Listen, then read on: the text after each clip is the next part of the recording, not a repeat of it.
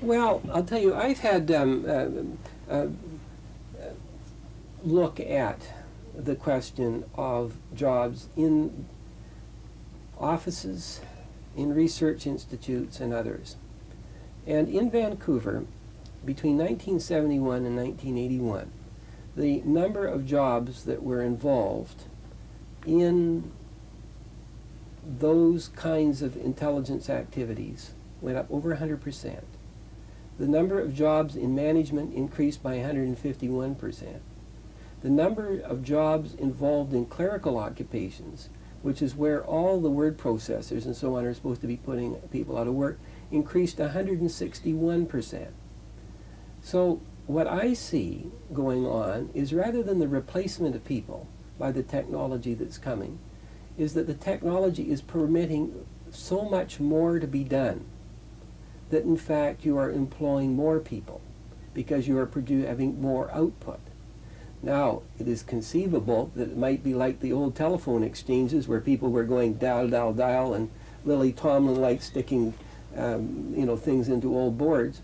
I have read in a recent Scientific American, if we had continued with the 1940s technologies in telephone, that everyone in the United States would have to be a telephone operator today to be able to deal with the number of calls that are taking place.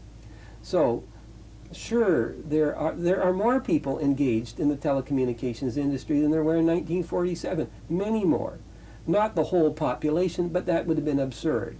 So I, for one, am not part of the Luddites. I do not believe that technology is going to create our downfall. I do recognize that there's going to be relocations. There's going to be need for retraining. And all those things are uncomfortable. It was an expectation of people in the 1940s and even in the 1950s that they would train for a job and they would spend their whole life in that.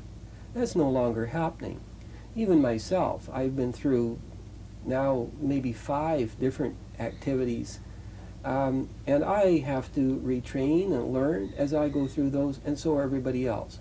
So for those people of a very conservative demeanor who want the security of lifelong employment, I think those days are past. But if we can provide on-the-job training, if we can provide the wherewithal, I think that the opportunities are there. And the facts are that the employment has expanded in those capacities. Now, there is one problem that I think there's some validity to, and it's one that has to be watched.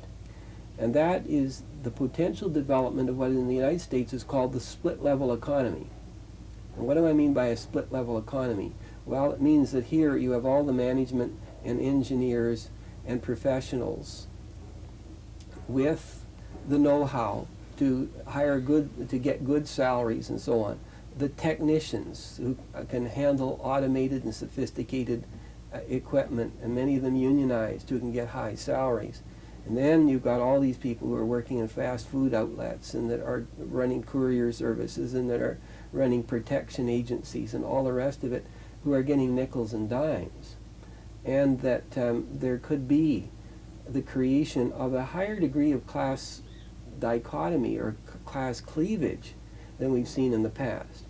Marvin Harris, the urban anthropologist in Florida, has written about this in a very anecdotal but a very moving fashion.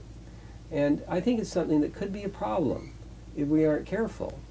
But in Canada, we've had a tradition of sort of equal pay for work of equal value, perhaps to a degree that has not been characteristic of the United States. And if that's the case, then maybe we may not have the split-level economy. But there are problems that I think we have to look out for as we look down the next, whatever their year is, towards 2000.